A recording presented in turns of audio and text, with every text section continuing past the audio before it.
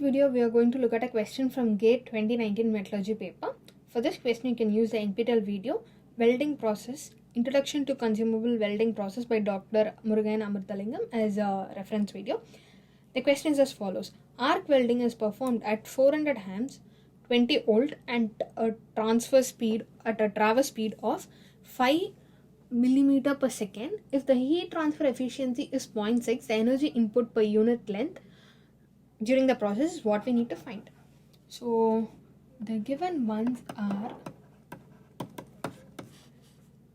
current, which is 400 amps, voltage is 20 volt, the welding speed is 5 mm per second, and the heating efficiency is 0.6. So they have asked us the energy input.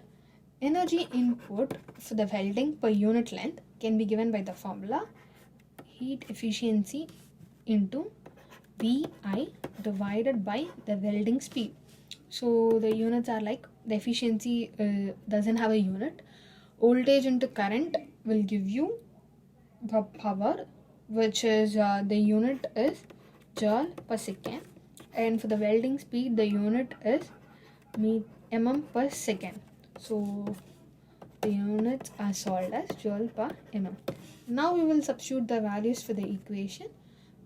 The efficiency is 0.6, voltage is given as 20 volt, current is 400 amps divided by the welding speed, which is 5, where the numerical calculation value turns out to be 960 and the units is joule per mm. So the answer for the question is 960 joule per mm. This is the energy input per unit length. Thank you for listening.